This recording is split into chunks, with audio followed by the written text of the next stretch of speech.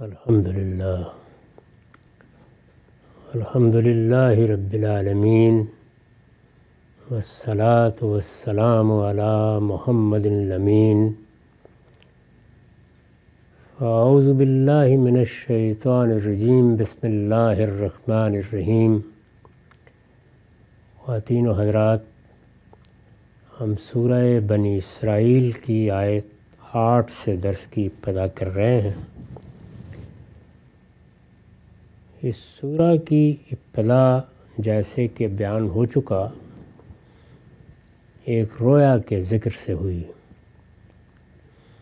رسول اللہ صلی اللہ علیہ وسلم کو یہ رویا، جس کو اسراء کا رویا کہا جاتا ہے، جس مقصد سے دکھایا گیا اس کی ہم نے وضاحت کی اور یہ بتایا کہ اللہ تعالیٰ نے نبوت کی اسکیم سیدنا ابراہیم کے بعد اس طرح جاری فرمائی تھی کہ اب افراد کے بجائے ایک پوری قوم کو اس منصب پر فائز کیا گیا۔ انہی میں نبی بھیجے گئے، پوری قوم سے تقاضا کیا گیا کہ وہ شہادت کے منصب پر فائز ہو اور اس کی ذمہ داریاں ادا کرے۔ اس قوم میں سے پہلے بنی اسرائیل کا انتخاب کیا گیا اور پھر جب وہ اللہ تعالیٰ کی بارگاہ میں اس مقام پر فائز نہیں رہے یا اس کے قابل نہیں رہے تو ان کے عزل کا فیصلہ کر دیا گیا۔ رسالت مآب صلی اللہ علیہ وسلم کی بعثت کے بعد وہی ذمہ داری جو کبھی بنی اسرائیل پر تھی، بنی اسماعیل کو یا آپ کی قوم کو منتقل کی گئی۔ یہ رویا اصل میں اسی مقصد سے دکھایا گیا، یعنی یہ بتایا گیا کہ یروشلم میں جو مسجد بنائی گئی تھی اور جس کو توحید کے مرکز کی حیثیت حاصل تھی، وہ معاملہ ختم ہوا۔ اب اس کے بعد یہ بیت اللہ الحرام ہی توحید کا مرکز ہے اور اس کی امانت بھی آپ ہی کے سپرد کر دی گئی ہے۔ اس کے بعد قرآن مجید نے یہ بتایا کہ یہ معاملہ کس طرح ہوا، یعنی یہ قوم جس کو اللہ نے منتخب کیا، ایک بڑی ذمہ داری دی، وہ صدیوں تک اس منصب پر فائز رہی، اس کو کیوں معزول کیا گیا؟ اس کی سرکشی کے 2 بڑے مراحل کی طرف اشارہ کیا اور یہ بتایا کہ پہلی مرتبہ جب وہ اللہ کے غضب کا نشانہ بنے تو ان کو توبہ کی توفیق ہوئی اور اس کا نتیجہ یہ نکلا کہ نہ صرف یہ کہ وہ وطن لوٹے، یروشلم کی مسجد بحال ہوئی، بلکہ اللہ تعالیٰ نے ان پر بڑی عنایت فرمائی اور پھر 500 سال تک ان کو موقع ملا کہ وہی ذمہ داری دوبارہ ادا کریں۔ لیکن جس طرح پہلی مرتبہ انہوں نے سرکشی کی تھی، اسی طرح دوسری مرتبہ بھی سرکشی کی۔ اللہ تعالیٰ نے حضرت مسیح کو مبعوث کیا کہ وہ ان پر آخری مرتبہ حجت پوری کر دیں۔ وہ جب ان کے بھی قتل کے درپے ہو گئے تو آخری فیصلہ سنا دیا گیا۔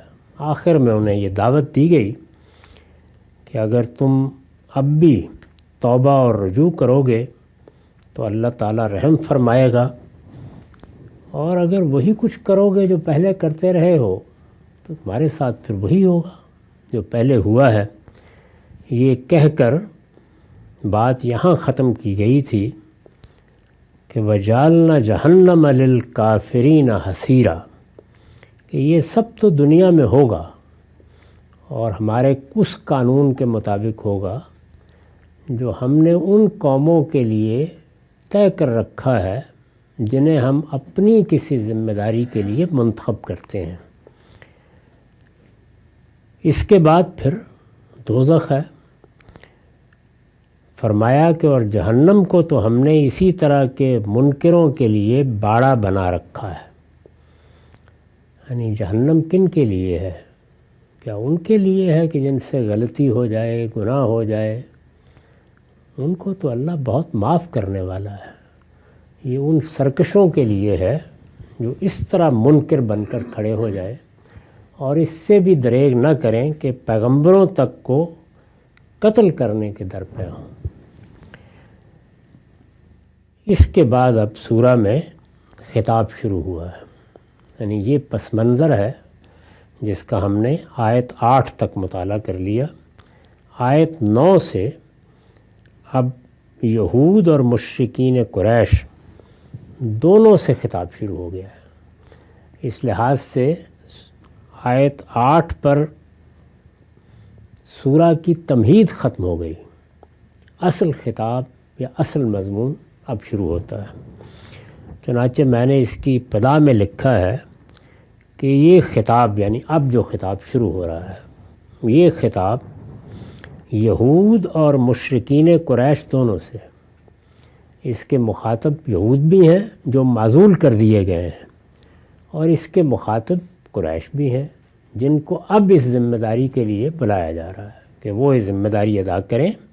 ان کے باپ ابراہیم نے بیت اللہ کی تعمیر اسی ذمہ داری کے پیش نظر کی تھی۔ یہ سرزمین یعنی سرزمین عرب اللہ تعالیٰ نے اپنے لیے صدیوں پہلے خاص کر لی تھی۔ اس میں اپنی مسجد بنانے کا حکم دیا تھا۔ یہ توحید کا پہلا مرکز ہے جو دنیا میں بنایا گیا۔ اب قیامت تک اسی مرکز کو اور اس میں بسنے والے لوگوں کو ذمہ داری ادا کرنی ہے۔ تو ایک طرف یہود ہے جن کو یہ دعوت دی جا رہی ہے کہ وہ اس ذمہ داری سے تو معزول ہوئے، لیکن پیغمبر کی بعثت کے بعد، آخری پیغمبر کی بعثت کے بعد ان کے لیے توبہ کا، رجوع کا، اپنی غلطیوں کی تلافی کا موقع ہے۔ اور قریش کو خطاب کر کے یہ بتایا جا رہا ہے کہ تم اگر صحیح رویہ اختیار کرو گے تو ان کی تاریخ کو سامنے رکھ کر ہی کرو گے، یہ تمہارے بھی پیش نظر رہنی چاہیے، اس طرح کی سرکشی نہیں اختیار کرو گے۔ اب کم و بیش 1500 سال ہو گئے ہیں۔ اس میں تو شبہ نہیں کہ بنی اسماعیل نے بھی بڑی غلطیاں کی ہیں، اپنی ذمہ داریوں کو ادا کرنے میں کوتاہی کی ہے۔ خاص طور پر عرب اقتدار جب ختم ہوا تو ظاہر ہے کہ اس کے وجوہ و اسباب تھے۔ یہ ایسے ہی نہیں ہوا کہ چنگیز خان کی اولاد نے بغداد کی اینٹ سے اینٹ بجا دی تھی، وہ سب بھی اللہ کے قانون کے مطابق ہوا، لیکن اس طرح کی سرکشی نہیں کی کہ اس ذمہ داری ہی سے معزول کر دیا جائے۔ دونوں کو خطاب کیا جس طرح کہ میں نے عرض کیا اور فرمایا کہ ان ھذا القرآن یہدی للتی ہی اقوم ویبشر المؤمنین۔ لوگو، حقیقت یہ ہے کہ یہ قرآن، یعنی اس سے پہلے تورات آئی، زبور آئی، انجیل آئی، دوسرے پیغمبر آئے، اب یہ قرآن نازل ہوا ہے، اور یہ قرآن وہ راہ دکھاتا ہے جو بالکل سیدھی ہے۔ یہ قرآن مجید نے جگہ جگہ بیان کیا ہے کہ دنیا میں سب سے بڑا مسئلہ ہی یہ ہے کہ انسان اگر اپنے پروردگار کو پہچان لیتا ہے، اس کی معرفت اسے حاصل ہو جاتی ہے، وہ اللہ تعالیٰ کو مان لیتا ہے، وہ نہیں مانتا تو بحث اور ہے، مان لیتا ہے تو سب سے بڑی ضرورت یہ ہوتی ہے کہ اب مجھے سیدھی راہ ملنی چاہیے، کیونکہ اللہ تعالیٰ کو مان کر بھی جو صورتحال دنیا میں انسان کو پیش آتی ہے وہ اگر غور کریں تو 3 طرح کی ہے۔ ایک صورتحال یہ ہے کہ بہت بڑے پیمانے پر قدیم مذاہب کی روایت میں شرک داخل ہو چکا ہے، اور وہ بالکل برہنہ شرک ہے، جس طرح کہ ہم ہندو مت میں دیکھتے ہیں۔ اس میں بت پوجے جاتے ہیں، اس میں ابتدائی سے اللہ تعالیٰ کی ذات کو مختلف ہستیوں میں تقسیم کر دیا جاتا ہے، اور ان کو باقاعدہ حیثیت سے اپنا پروردگار مانا جاتا ہے، کسی کو تخریب کا اور کسی کو تعمیر کا۔ جیسے کہ ہم دیکھتے ہیں کہ ہندو مائتھالوجی میں برہما، وشنو اور شیو کی تثلیث ہے۔ ایک مسئلہ یہ پیش آتا ہے، یعنی انسان جب اللہ تعالیٰ کو مان لیتا ہے، اور اللہ تعالیٰ کو مان لینا یعنی بالاجمال یہ مان لینا کہ اس کائنات کا خالق ہے، یہ تو انسان کی مجبوری ہے، اس کا اضطرار ہے۔ وہ اگر سرکشی پر آمادہ نہ ہو تو یہ مانتے ہی بند پڑتی ہے۔ لیکن اگلا مسئلہ ہر آدمی کے لیے بہت سنگین ہو جاتا ہے کہ میں کدھر جاؤں۔ وہ لوگ جو شرک کی بزم آراستہ کیے بیٹھے ہیں اور خدا کو کہیں 3 میں کہیں 5 میں تقسیم کر کے بیٹھے ہوئے ہیں، اور کہیں اتنے دیوتاؤں میں کہ ہر ذرہ دیوتا ہو گیا ہے، تو میں کدھر جاؤں؟ ایک مسئلہ یہ پیدا ہوتا ہے۔ دوسرا مسئلہ صوفیانہ تعبیر پیدا کرتی ہے، یعنی وہاں انسان کو یہ دعوت ملتی ہے کہ تم بھی ذات باری تک رسائی حاصل کر سکتے ہو، اور تم بھی معرفت کے منازل طے کر سکتے ہو، اور تم بھی اس کائنات کی حقیقت کا مشاہدہ کر سکتے ہو۔ یہ ظاہر ہے کہ تعقل سے زیادہ مشاہدے کی دعوت ہے۔ صوفیانہ مذاہب میں ہر جگہ یہ دعوت ملتی ہے، وہ خواہ ہندوؤں میں ہوں، سب سے بڑھ کر بدھ مت کی تعلیمات میں، مسیحیوں میں ہوں، مسلمانوں میں ہوں۔ اس میں کس کا انتخاب کیا جائے؟ اور تیسری چیز، خود دین کی دعوت میں لوگوں کے اختلافات ہیں، علماء ہیں، مختلف مدارس فکر ہیں، ان کے درمیان میں بہت کچھ اختلافات، نزاعات سامنے آتے ہیں۔ یہ وہ صورتحال ہے جو ہمیشہ درپیش رہی ہے، یعنی کوئی دور اس سے خالی نہیں ہے۔ یہ تینوں چیزیں عامی کو بھی اور ایک درجے میں عارف کو بھی، عالم کو بھی اور فقیہ کو بھی، متکلم کو بھی اور فلسفی کو بھی، اگر وہ مذہب میں قدم رکھتا ہے یا اللہ کو مان لیتا ہے پیش آ جاتی ہیں۔ اس میں اب قرآن یہ کہہ رہا ہے کہ قیامت تک اگر سیدھی راہ تلاش کرنا چاہتے ہو، یعنی راہیں تو مل جائیں گی دائیں بائیں سے جاتی ہوئی، اور ہو سکتا ہے کہ ان کی کشش بھی محسوس ہو، لیکن سیدھی راہ دیکھنا چاہتے ہو تو وہ بس قرآن کی راہ ہے۔ تو یہاں سے خطاب شروع کیا ہے۔ لوگوں، حقیقت یہ ہے کہ یہ قرآن وہ راہ دکھاتا ہے جو بالکل سیدھی ہے۔ ان ھذا القرآن یہدی للتی ہے اقوم، اور پھر آگے اس سیدھی راہ کا 2 لفظوں میں خلاصہ کر دیا، فرمایا وہ سیدھی راہ ہے، یہ دکھاتا ہے، اور وَيُبَشِّرُ الْمُؤْمِنِينَ الَّذِينَ يَعْمَلُونَ الصَّالِحَاتِ أَنَّ لَهُمْ أَجْرًا كَبِيرًا۔ یہ ماننے والوں کو، کون سے ماننے والے؟ جو اچھے عمل کرتے ہیں۔ یہ ماننے والوں کو جو اچھے عمل کرتے ہیں اس بات کی بشارت دیتا ہے، یعنی قرآن، کہ ان کے لیے بہت بڑا اجر ہے۔ انہیں بتاتا ہے کہ مرنے کے بعد ایک اور زندگی تمہاری منتظر ہے، وہاں کامیابی کی بشارت ان کے لیے ہے جو ماننے کے بعد اچھا عمل کریں، ان کے لیے اللہ کی ضمانت ہے۔ یہ ماننے والوں کو جو اچھے عمل کرتے ہیں اس بات کی بشارت دیتا ہے کہ ان کے لیے بہت بڑا اجر ہے۔ اور یہ بھی وَأَنَّ الَّذِينَ لَا يُؤْمِنُونَ بِالْآخِرَةِ أَعْتَدْنَا لَهُمْ عَذَابًا أَلِيمًا، اور یہ بھی کہ جو آخرت کو نہیں مانتے ان کے لیے ہم نے ایک دردناک عذاب تیار کر رکھا ہے۔ یعنی یہ ان دونوں باتوں کو ہر جگہ بیان کرتا ہے۔ ان کے لیے بشارت جو ماننے کے بعد اچھے عمل کریں، ان کے لیے وعید، سزا کی وعید جو آخرت کا انکار کر دیں۔ آگے قرآن بیان کرے گا کہ یہاں آخرت کا انکار کرنے کا مطلب کیا ہے، اس سے واضح ہو جائے گا کہ کیا بات ہے، یعنی یہ محض عقیدے کا بیان ہے یا اس سے بھی کوئی بڑی چیز ہے، تو یہ آگے قرآن مجید خود بیان کرے گا۔ تو فرمایا کہ ان ھذا القرآن یہدی للتی ہی اقوم ویبشر المؤمنین الذین یعملون الصالحات ان لهم اجرا کبیرا وان الذین لا یؤمنون بالآخرۃ اعتدنا لهم عذابا علیما۔ لوگوں، حقیقت یہ ہے کہ یہ قرآن وہ راہ دکھاتا ہے جو بالکل سیدھی ہے، یہ ماننے والوں کو جو اچھے عمل کرتے ہیں اس بات کی بشارت دیتا ہے کہ ان کے لیے بہت بڑا اجر ہے، اور یہ بھی کہ جو آخرت کو نہیں مانتے ان کے لیے ہم نے ایک دردناک عذاب تیار کر رکھا ہے۔ یہاں سے خطاب کی تمہید اٹھائی ہے۔ اس کے بعد ظاہر مخاطبین ہیں، ان کو پہلی مرتبہ خطاب نہیں کیا جا رہا، بہت کچھ کہا جا چکا ہے اور وہ جواب میں بہت کچھ کہہ چکے اور کر چکے ہیں۔ تو فرمایا یہ اس کی نشانی مانگتے ہیں، یعنی آخرت کی، فی الواقع قیامت ہوگی، پیغمبروں کی دعوت صحیح ہے، یہ اس کی نشانی مانگتے ہیں۔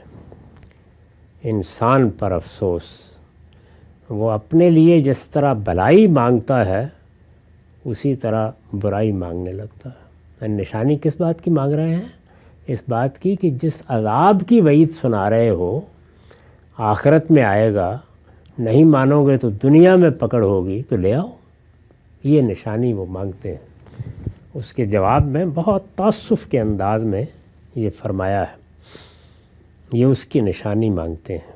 انسان پر افسوس، وہ اپنے لیے جس طرح بھلائی مانگتا ہے اسی طرح برائی مانگنے لگ جاتا ہے۔ یعنی یہ کیا مانگ رہے ہیں؟ عذاب مانگ رہے ہیں۔ یعنی ہم تو بھلائی کی دعوت دینے کے لیے پیغمبر مبعوث کرتے ہیں، تم بھی خیر کرو، تم بھی بھلائی کی راہ اختیار کرو اور تمہارے ساتھ بھلائی کی جائے۔ اللہ تعالیٰ تو عنایت کے لیے، رحمت کے لیے منتظر ہے، اور بھلائی بھی مانگتے ہو آخر اللہ تعالیٰ سے، لیکن جس طرح بھلائی مانگتے ہو یہ بعض اوقات کیا قیامت ہوتی ہے کہ اسی طرح برائی مانگنے لگ جاتے ہو۔ یہ کیا چیز ہے؟ یعنی ضد، ہردرمی، اناد میں آ کر یہ کیا کرتے ہو؟ اس پر میں نے لکھا ہے، اللہ تعالیٰ کی طرف سے عذاب کی وعید سن کر، اوپر بیان کیا نا، اور یہ بھی کہ جو آخرت کو نہیں مانتے ان کے لیے ہم نے ایک دردناک عذاب تیار کر رکھا ہے۔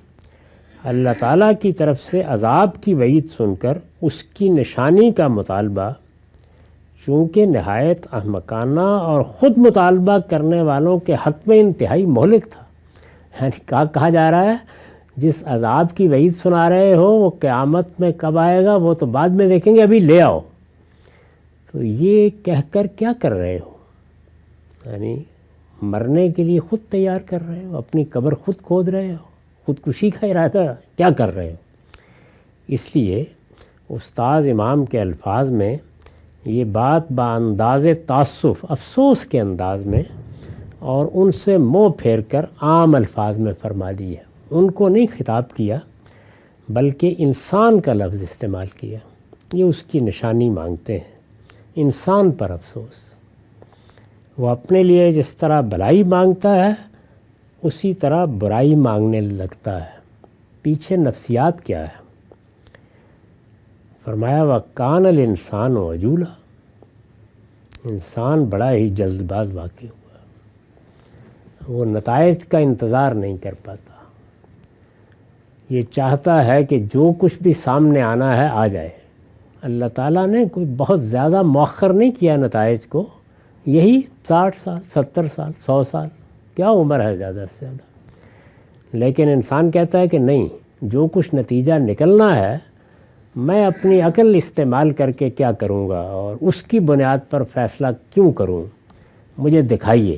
تو دکھانے کا نتیجہ تو پھر یہی ہے کہ جو کچھ بعد میں ہونے والا ہے وہ اسی وقت ہو جائے۔ انسان بڑا ہی جلد باز واقع ہوا ہے۔ اب اس کے بعد یہ کہا کہ نشانیاں تو ہم نے اہل عقل کے لیے تمہارے گرد و پیش میں پھیلا رکھی ہیں، اگر غور کرو تو وہ نشانیاں بالکل صحیح نتیجے تک پہنچاتی ہیں۔ یہ تمہاری بدقسمتی ہے کہ تم عذاب کی نشانی مانگ رہے ہو، اللہ کی رحمت کی، اس کی عنایت کی نشانیوں سے تمہاری دنیا بھری پڑی ہے، پھر اس کی طرف توجہ دلائی۔ یہ اس کی نشانی مانگتے ہیں، انسان پر افسوس، وہ اپنے لیے جس طرح بھلائی مانگتا ہے اسی طرح برائی مانگنے لگتا ہے۔ انسان بڑا ہی جلد باز واقع ہوا ہے۔ یہ اگر دیکھیں تو ہم نے رات اور دن کو انہی کے لیے دو نشانیاں بنایا ہے۔ یعنی اگر نشانیاں دیکھنی ہوں تو ذرا اپنے شب و روز پر ہی ایک نگاہ ڈال کے دیکھ لو۔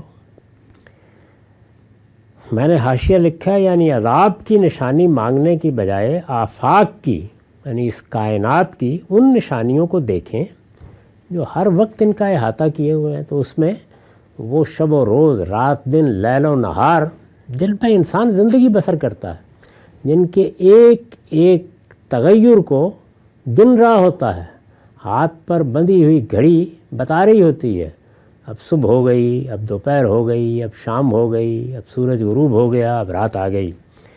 تو جو نشانی اس طرح احاطہ کیے ہوئے ہے اس کو کیوں نہیں دیکھتے؟ یہ اگر دیکھیں تو ہم نے رات اور دن کو انہی کے لیے دو نشانیاں بنایا ہے۔ وَجَعَلْنَا اللَّيْلَ وَالنَّهَارَ آیَتَيْنِ فَمَحَوْنَا آیَةَ اللَّيْلِ وَجَعَلْنَا آیَةَ النَّهَارِ مُبْصِرًا لِتَبْتَغُوا فَضْلًا مِّن رَبِّكُمْ وَلِتَعْلَمُوا عَدَدَ السِّنِينَ وَالْحِسَابَ وَكُلَّ شَيْءٍ فَصَّلْنَاهُ تَفْصِيلًا۔ پھر ہم نے رات کی نشانی دھندلا دی کہ اس میں راحت پاؤ، یعنی دیکھتے ہی دیکھتے روشنی ختم ہونا شروع ہو جاتی ہے، سورج کی حدت کے بجائے خنکی آنا شروع ہو جاتی ہے، اور دنیا ایسے لگتا ہے جیسے آہستہ آہستہ دھندلکے میں جا رہی ہے، اور پھر اندھیرا چھا جاتا ہے۔ پھر ہم نے رات کی نشانی دھندلا دی کہ اس میں راحت پاؤ، اور ہم نے دن کی نشانی کو روشن کر دیا، اس لیے کہ تم اپنے پروردگار کا فضل تلاش کرو، اور اس لیے کہ تم برسوں کی گنتی اور ان کا حساب جان لو۔ یہ اگر تم دیکھو تو تمہارے گرد و پیش میں نشانیاں ہی نشانیاں ہیں۔ ذرا غور کرو کہ دن کس طرح تمہارے لیے سرگرمیوں کے مواقع پیدا کرتی ہے، کس طرح سے دن آتا ہے تو تم اپنے پروردگار کا فضل اور خیر تلاش کرنے کے لیے نکلتے ہو۔ تمہاری زندگی کے لیے یہ کتنا غیر معمولی اہتمام کیا گیا ہے۔ اسی دنیا کے بعض حصوں میں ہم نے اس کو دھندلا کر دکھا دیا ہے کہ یہ کتنی بڑی نعمت ہے۔ اور پھر رات، تو فرمایا کہ یہ سب ہے جس کے بعد جس طرح زمین کے نشیب و فراز راہیں دکھاتے ہیں، اسی طرح رات اور دن کا آنا برسوں کی گنتی اور ان کے حساب کا باعث بنتا ہے۔ اس پر بھی نگاہ کرو۔ وَكُلَّ شَيْءٍ فَصَّلْنَاهُ تَفْصِيلًا۔ اس پر مزید یہ کہ ہم نے اس کتاب میں ہر چیز کی پوری تفصیل بھی کر دی ہے، پھر یہ کتاب اتار دی ہے۔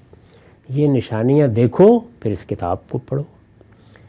یہ نشانیاں جن چیزوں پر دلالت کرتی ہیں، یہ کتاب اسی کا بیان ہے۔ اس میں صرف تمہیں دین کی باتیں نہیں بتائی گئیں کہ عقائد کی ایک فہرست ہو، اعمال بتا دیے جائیں۔ یہ کتاب تو سراسر دعوت ہے، اس کا حرف حرف تمہیں انہی نشانیوں پر متوجہ کرتا ہے اور بتاتا ہے کہ وہ کیا چیزیں ہیں جن پر یہ نشانیاں دلالت کرتی ہیں۔ اس پر مزید یہ کہ ہم نے اس کتاب میں ہر چیز کی پوری تفصیل بھی کر دی ہے، یعنی ان چیزوں کی پوری تفصیل کر دی ہے جن پر یہ نشانیاں دلالت کرتی ہیں۔ ارشاد فرمایا کہ وَكُلَّ شَيْءٍ أَلْزَمْنَاهُ طَائِرَهُ فِي عُنُقِهِ۔ اپنے شریکوں کے سہارے پر یہ عذاب کے لیے جلدی نہ مچائیں، یعنی یہ عذاب کی جلدی کس اعتماد پر ہے؟ اس پر کہ یہ بت، اس پر کہ یہ معبود، اس پر کہ یہ دیوی دیوتا جو تم نے بنا رکھے بچا لیں گے تم کو؟ یعنی یہ ہے وہ غرہ جس میں تم مبتلا ہو۔ اپنے شریکوں کے سہارے پر یہ عذاب کے لیے جلدی نہ مچائیں۔ ہر انسان کی قسمت ہم نے اس کے گلے کے ساتھ باندھ دی ہے۔ اس کا کیا مطلب ہے؟ میں نے اس پر حاشیہ لکھا ہے، یہ اس بات کی تعبیر ہے کہ انسان کو جو کچھ آگے پیش آنے والا ہے، یعنی موت کے بعد جو کچھ پیش آنے والا ہے وہ اس کے اعمال کا صلہ ہے۔ جو عمل یہاں کریں گے اس کا نتیجہ نکلنا ہے موت کے بعد، اس لیے یہیں سے اس کے ساتھ لگا ہوا ہے۔ یعنی میرا انجام، آپ کا انجام، وہ اصل میں میرے گلے میں جیسے کوئی شناخت کی تختی لٹکا دی جاتی ہے، اس طرح لٹکا ہوا ہے۔ کس صورت میں؟ میرے عمل کی صورت میں۔ اس لیے کہ جو عمل میں کر رہا ہوں وہی اصل میں صلے اور جزا کی صورت میں میرا مستقبل بنتا چلا جا رہا ہے۔ ہر انسان کی قسمت ہم نے اس کے گلے کے ساتھ باندھ دی ہے۔ یہ اس بات کی تعبیر ہے کہ انسان کو جو کچھ آگے پیش آنے والا ہے وہ اس کے اعمال کا صلہ ہے، اس لیے یہیں سے اس کے ساتھ لگا ہوا ہوتا ہے۔ اپنی جنت اور جہنم وہ اسی دنیا سے لے کر خدا کے حضور پہنچتا ہے، یعنی وہ آگے نہیں ہے، وہ یہاں ہے۔ وہ یہاں سے اعمال کے ذریعے سے جنت بھی خرید لیتا ہے، جنت بھی خرید لیتا ہے، اور پھر جو کچھ وہاں آگے پیش آئے گا وہ یہاں سے وہ خود لے کر گیا ہے، وہاں وہ اسی کو لے کر پہنچتا ہے۔ قیامت میں اس کو کوئی ایسی چیز پیش آنے والی نہیں ہے جو یہاں اس کا مقدر نہیں بن سکی۔ وہاں کچھ نیا پیش آنے والا نہیں ہے، جو کچھ یہاں اس نے اپنے مقدر میں لکھوا لیا ہے وہی آگے پیش آنے والا ہے۔ لہٰذا عذاب کے لیے جلدی مچانے کے بجائے یہ اس پر غور کریں کہ اس تقدیر سے بچنے کے لیے انہوں نے کیا اہتمام کر رکھا ہے۔ یہ مدعا ہے اس جملے کا۔ دیکھیے اس کو آگے کیسے کھولا ہے قرآن نے۔ ہر انسان کی قسمت ہم نے اس کے گلے کے ساتھ باندھ دی ہے، اور قیامت کے دن وَنُخْرِجُ لَهُ يَوْمَ الْقِيَامَةِ كِتَابًا يَلْقَاهُ مَنشُورًا، اور قیامت کے دن ہم اس کے لیے یہ جو کچھ ہوا یہاں پہ، جو یہاں بندھا ہوا تھا، اس کو ایک نوشتے کی صورت میں سامنے لے آئیں گے۔ اعمال نامہ سامنے آ جائے گا، ایک نوشتہ نکھالیں گے جس کو وہ اپنے روبرو بالکل کھلا ہوا پائے گا۔ یہاں وہ قسمت گلے میں لٹک رہی ہے، پڑھی نہیں جا رہی۔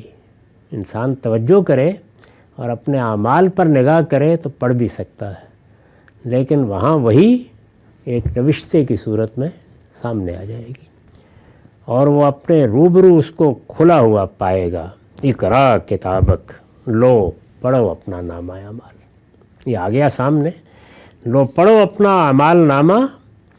کفا بنفسک الیوم علیک حسیبا، آج اپنا حساب کرنے کے لیے تم خود ہی کافی ہو۔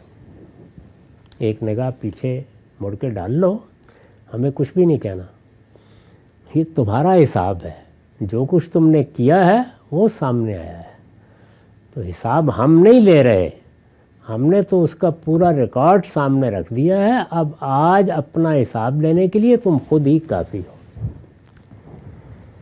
لو پڑھو اپنا اعمال نامہ، آج اپنا حساب کر لینے کے لیے تم خود ہی کافی ہو۔ اقرا کتابک کفا بنفسک الیوم علیک حسیبا، من اہتدی فانما یہتدی لنفسہ ومن ضل فانما یضل علیہا۔ حقیقت یہ ہے، اب دیکھیے خلاصہ کیا اس کا، حقیقت یہ ہے کہ جو ہدایت کی راہ چلتا ہے، یعنی دنیا میں صحیح راستہ اختیار کرتا ہے، وہ اپنے ہی لیے چلتا ہے، اس لیے کہ یہ اس کی تقدیر بنتی جا رہی ہے۔ اور جو گمراہی اختیار کرتا ہے وہ بھی اپنی اس گمراہی کا وبال اپنے ہی اوپر لاتا ہے، کوئی اور اس کو گمراہ نہیں کر رہا، یہ اسی کا کارنامہ ہے جو یہاں بھی اس کے گلے میں لٹکا ہوا ہے، قیامت میں نوشتہ بن کے سامنے آ جائے گا۔ خیال نہ کرو کہ کسی اور نے تم کو اس تقدیر کے حوالے کر دیا ہے۔ وَلَا تَزِرُ وَازِرَةٌ وِزْرَ أُخْرَىٰ، خدا کا قانون یہ ہے کہ کوئی بوجھ اٹھانے والا دوسرے کا بوجھ نہ اٹھائے گا۔ سب اپنا ہی بوجھ اٹھا کر وہاں پہنچ رہے ہوں گے، سب اپنا ہی اعمال نامہ لے کر وہاں حاضر ہوں گے، سب اپنی تقدیر کا نوشتہ وہاں پڑھیں گے۔ سو کیا جلدی مچاتے ہو؟ یعنی عذاب عذاب عذاب لے آؤ، سو کیا جلدی مچاتے ہو؟ وما كنا معذبین حتی نبعث رسولا، ہم کسی قوم کو اس دنیا میں کبھی سزا نہیں دیتے جب تک ایک رسول نہ بھیجتے.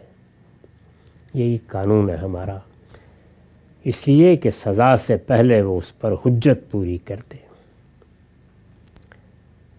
تو فرمایا کہ اپنی جنت اور جہنم تم یہیں سے لے کر جا رہے ہو، لہٰذا عذاب کے لیے جلدی مچانے کے بجائے اس پر غور کرو. اور خاتمہ یہاں پر کیا کہ تمہاری طرف بھی ایک رسول آ گیا اس وقت، اور یہ دیکھ لو کہ جب رسول آ جاتا ہے تو پھر ہم یہ مطالبہ پورا کر دیا کرتے ہیں، جلدی نہ مچاؤ، غور کر لو، یہ یہیں پورا ہو جانا ہے. اس پر میں نے لکھا ہے کہ مطلب یہ ہے کہ رسول تو آ چکا، اب اسی کا انتظار ہے کہ کب حجت پوری ہو جاتی ہے. اس کے بعد عذاب ہی کا مرحلہ ہے، جلدی مچا کے کیا کرو گے؟ سو یہ مرحلہ بھی آیا ہی چاہتا ہے. تو یہاں اس پیرا کو ختم کیا ہے اور پھر مضمون آگے ہے. ہمارا وقت ختم ہو گیا. اقول قولی ھذا واستغفر اللہ لی ولکم ولسائر المسلمین.